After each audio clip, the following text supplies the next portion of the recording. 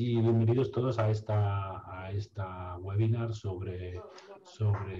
el doble J olvidado, lo que quiero titular, y la retirada del catéter en la época COVID, que es en la que nos encontramos, aunque no estemos en periodo de pandemia puro y duro, pero sí que estamos en la época COVID, y la prevención de la incrustación del doble J como motivo del trabajo, ¿no? Lo estamos viendo en nuestra práctica quirúrgica diaria, como el doble J olvidado es un problema, y más en momentos de pandemia, porque los pacientes llegan a urgencias, se les coloca el catéter y se van a casa sin recibir un tratamiento y sin un plan de tratamiento, que es lo peor. Entonces se olvidan de que llevan un doble J o se olvidan de que tienen que seguir un tratamiento y llegan los problemas, ¿no? Empezaremos la presentación con un caso clínico para que vean que es una cosa real. El caso clínico nuestro reciente, una paciente de 28 años que llega a urgencias con un dolor lumbar y fiebre, una clásica pielonefritis aguda obstructiva, y que en el centro donde la valoran de urgencias, pues hacen un TAC abdominal y ven claramente pues, que hay una litiasis en uréter proximal, y que como la paciente no está clínicamente inestable, pues se decide colocar un catéter doble J e iniciar un tratamiento de antibiótico de amplio espectro, ¿no? Es una litiasis de 7 milímetros, se le coloca el JJ, tiene un cultivo positivo a Proteus, y se da antibiótico primero endovenoso y después oral para mejorar esta pielonefritis. La paciente es derivada a nuestro centro hospitalario para tratamiento, pero es perdida de control durante 2 años, ¿eh? ¿Y cuál es el problema de estos 2 años? Que la paciente ha llevado doble J, no se ha dado cuenta, o no la informaron bien, o no era consciente de su enfermedad, y cuando llega a nosotros a la consulta, pues ya tiene esta radiografía simple de abdomen. No hace falta ser muy avispado en el diagnóstico cuando se ve que el extremo distal de la litiasis está absolutamente calcificado, con una masa vesical de unos 4 centímetros, con toda la J proximal absolutamente calcificada, aparte de litiasis periféricas y litiasis ureterales, ¿no? Entonces, esto lo que implica, pues se va a ser un tratamiento absolutamente distinto que puede ser inicialmente, porque una cosa es sacar este catéter calcificado por arriba, por abajo, a tratar una litiasis que ocupaba solo un uréter proximal, que igual con litotripsia extracorpórea pudimos haber solucionado, ¿no? El tratamiento seguramente pasará por una cirugía endoscópica combinada, una de CIR, de cubículo supino, que es lo que hacemos nosotros, con un acceso retrógrado primero vesical para hacer la litotricia vesical de la J vesical, y un ácido percutáneo para romper todos los fragmentos que están pegados a la J renal, y aparte después ascender por el uréter para ir limpiando todo el uréter de todas las calcificaciones y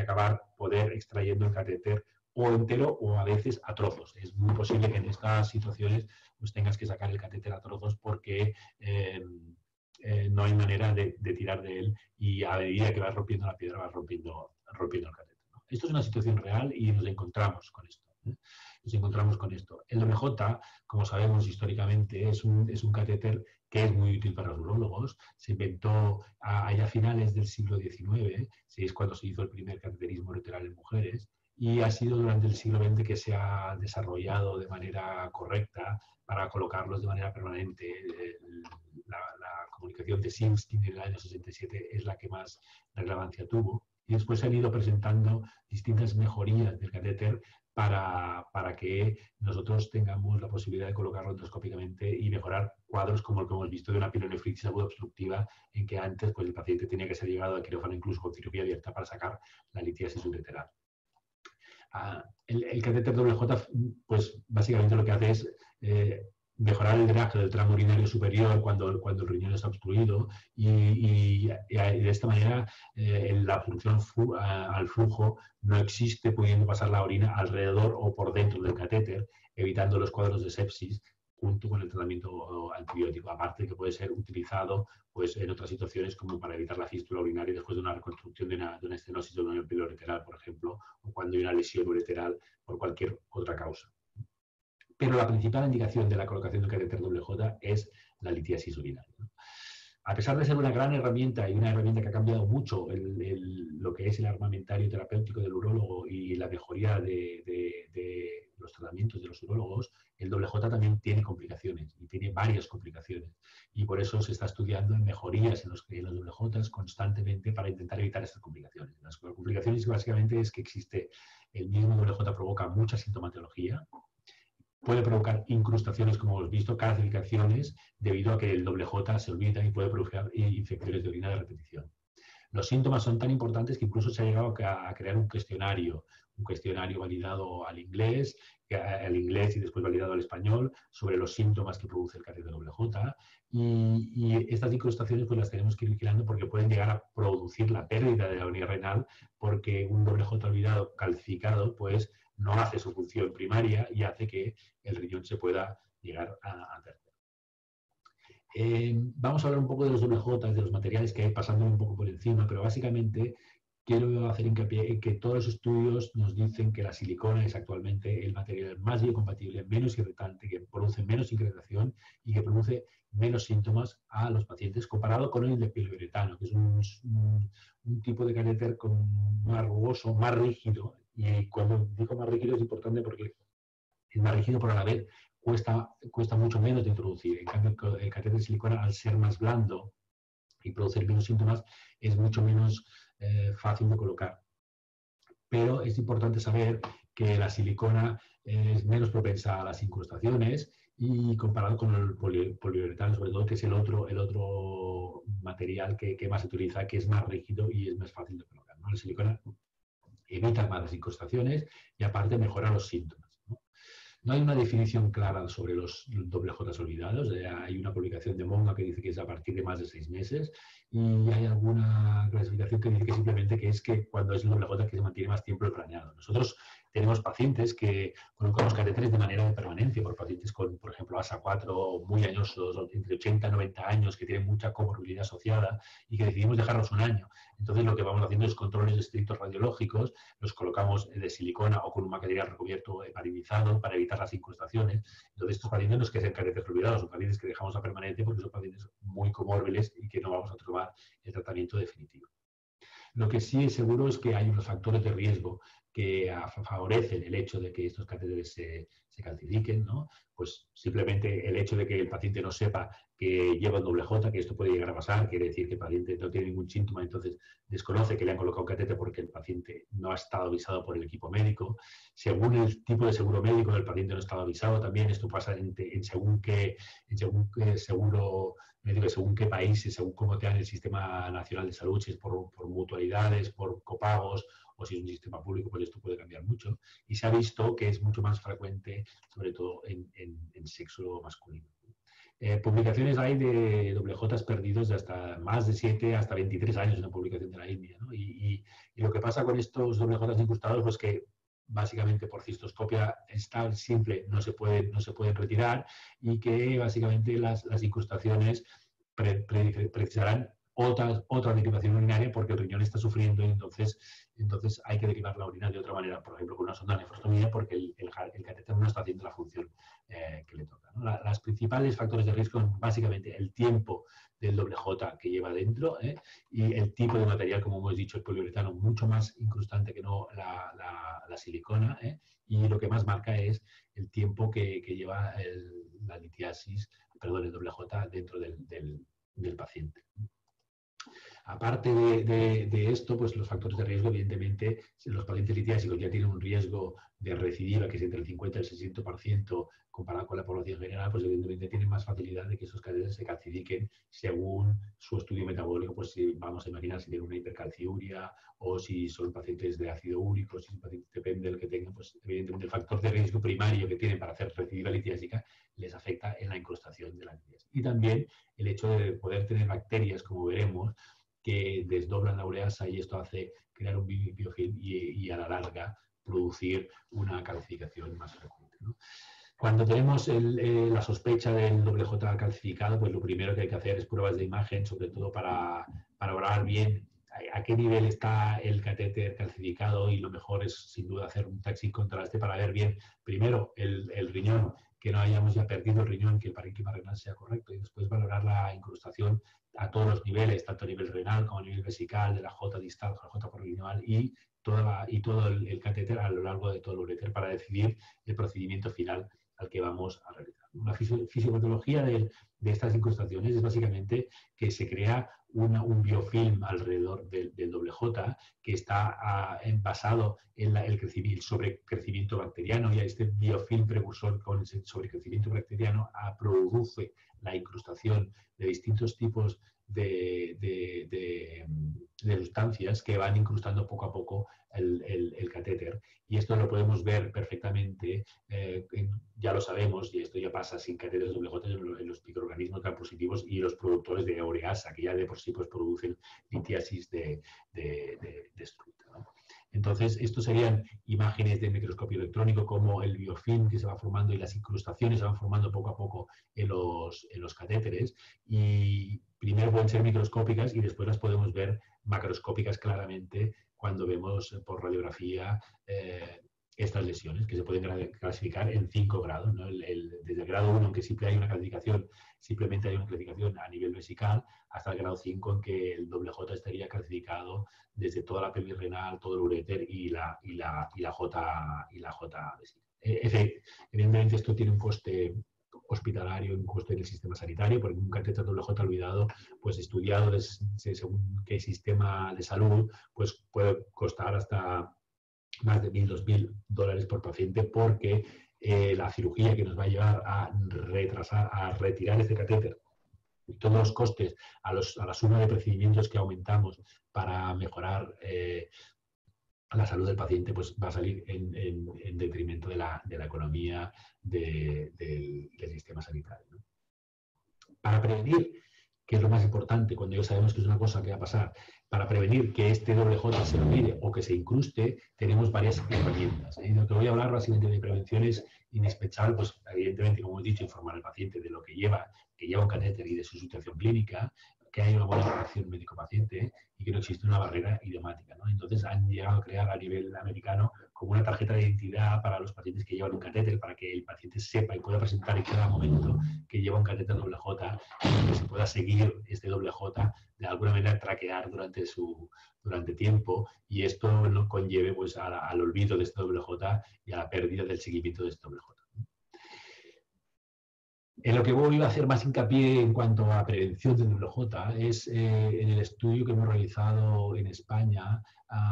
liderados por el doctor Torrecilla, utilizando esta molécula que es el lead control pH down, que es la L-metionina más la fitina, para prevenir la incrustación de los catéteres. Ha sido un estudio multicéntrico, randomizado, muy importante, que han participado los principales hospitales de toda España, nosotros incluidos. Ya está publicado el artículo, y lo que hemos hecho básicamente es valorar en estos pacientes que llevan catéteres doble J con al menos 3 semanas de seguimiento, las incrustaciones que tenían a nivel microscópico, tanto la J vesical como la J renal, llevando un tratamiento con placebo versus el tratamiento con L-metionina y fitina como preventivo de la incrustación de esta litiasis. Como hemos explicado ya la clasificación del catéter, el mecanismo básicamente son esta creación de biofilm y de adhesión bacteriana al catéter, y esta interacción del biofilm con los minerales del componente de la orina que producen esta incrustación de la superficie del catéter, ¿no? Y esto con el tiempo va produciendo la multiplicación de la situación bacteriana y de más biofilm y de más incrustaciones, y o sea, es un pez que se muerde la cola y va aumentando sin parar la incrustación del catéter, ¿no? Se están investigando nuevas tecnologías y nuevos catéteres para intentar solucionar estos problemas, como recubrir el catéter de algún tipo de hidrogel, o hacer catéteres biodegradables, o poner fármacos en el mismo catéter para intentar evitar este problema, pero el estén ideal aún no existe. Entonces, este estudio con este componente de L-metionina más citatos que hemos llevado a cabo con 9 hospitales de España, pues ahora lo explicaré brevemente para que vean lo que se ha conseguido, ¿no? Y lo que se ha visto en más de 100 pacientes, ¿no? En más de 100 pacientes, que en total 105 pacientes, 52 al grupo placebo y 53 al grupo experimental del lead control pH down, de la metionina con el fitato, pues vemos que se analizaron muchos factores, pero lo que voy a resumirlo básicamente es porque el estudio es muy largo, se realizaron muchos factores, tanto la calcificación a nivel renal como el vesical, como la suma de las calcificaciones de los extremos del catéter y todos los depósitos del catéter, porque se analizaba todo el catéter al microscopio, todo el tipo de incrustaciones que podía el paciente tener, si era bruxita, de oxalato cálcico, monohidrato, dihidrato, hidroxapatita. Vimos que básicamente lo que se ha visto es que la diferencia estadísticamente significativa entre la clasificación global es que hay una probabilidad 8 veces superior de incrustar en los pacientes con el grupo placebo comparado con el grupo tratamiento. Es decir, que los pacientes con tratamiento incrustaban 8 veces menos que los pacientes con grupo placebo. Y esto es una diferencia estadísticamente significativa y muy importante para evitar un problema que, como hemos visto, clínicamente después puede desarrollar grandes consecuencias para el paciente, ¿no? Se han analizado a base de estudios estadísticos como regresión logística binaria varios factores asociados. Básicamente, pues como vemos en el modelo de regresión, pues tanto el sexo masculino es un factor de riesgo, los días de catéter no tanto, pero sí, los días de catéter evidentemente, cuanto más días de catéter más se ha visto. Lo que pasa es que como era un estudio en que estaban acotados los días, sí teniendo un mínimo de 3 semanas, era lo mínimo que se pedía al estudio, ¿no? Un mínimo de 3 semanas. Evidentemente, si lo tenemos menos de 3 semanas, la posibilidad de calcificar es muy baja, ¿no? Pero el hecho de, por ejemplo, de que, como decíamos, de que sea silicona o poliuretano, pues cambiaba la posibilidad de tener una incrustación, ¿no? Es decir, que total de extremos de catéter analizados, teniendo en cuenta que analizamos el extremo vesical y el renal, era casi 200, teniendo en cuenta que habíamos 102 pacientes, y que el lead control PHA pues disminuye 8 veces la probabilidad de que uno de los extremos del catéter WJ esté calcificado, ¿no? Y la diferencia pues sigue siendo importante analizando cada extremo de catéter por separado, ¿no? Y esto se veía tan claro que la diferencia era estadísticamente significativa y el nivel de calcificación era para los dos grupos de calcificación de los dos extremos y también para la calcificación del uréter, o sea, del tramo ureteral del WJ. En las gráficas, pues las proyecciones mostradas lo que muestra la pendiente es que el nivel de incrustación y los días de impactación es menor en el grupo experimental comparado con el placebo, siempre teniendo en cuenta que lo que utilizábamos es una acedicante que es la metionina, la L-metionina con el fitato, que es este inhibidor de la cristalización que podemos asociar a la L-metionina en estos pacientes para evitar la incrustación, tomando dos cápsulas. Este estudio ha sido tan importante que ha hecho que en este nuevo estudio que hemos realizado, el grupo de urólogos que más implicados estamos en la neurología a nivel español, hemos realizado estas estrategias de seguimiento de la patología litiásica en el periodo COVID, y lo que nos llegó a decir este artículo que hicimos es que la patología litiásica no se puede demorar, precisamente por esto que estamos diciendo, de que los WJ pues, se pueden incrustar y que se pueden llegar a perder unidades renales, no solo por los WJ, sino por las mismas piedras que incrustan, las mismas piedras que obstruyen y que producen ectasias terminales de los riñones si no son bien derivadas, pues una de los ítems a valorar era que la vigilancia de la incrustación de los catéteres era muy importante, y entonces hacíamos hincapié en hacer un control de catéteres y poner un tratamiento médico como el lead control PHA de la metionina y el fitato para evitar estas incrustaciones, y que todo este tiempo que hemos estado, 3-4 meses, el episodio de pandemia fuerte, sin poder operar porque los pacientes estaban saturados, pues podíamos evitar las incrustaciones de esta manera, ¿no? O sea, como conclusiones generales de mi charla, decir que el WJ siliconado parece ser que es el mejor material para colocar como catéter porque produce menos síntomas y menos incrustaciones, que la L-metionina y la fitina pueden disminuir la incrustación del WJ, y lo hemos visto en nuestro estudio por 8 veces comparado con placebo, siempre teniendo en cuenta que hay que evitar los pacientes de ácido úrico y cistina porque son pacientes que, como saben claramente, hay que alcalinizar la orina comparado con la metionina, que lo que hace es acidificar, y que es muy importante la comunicación médico-paciente para que conozca la enfermedad que tiene y conozca que lleva un catéter, y que no se lleguen a perder de control estos pacientes y lleguen a existir incrustaciones de catéter que ningún médico desea para el control de sus pacientes. Muchas gracias.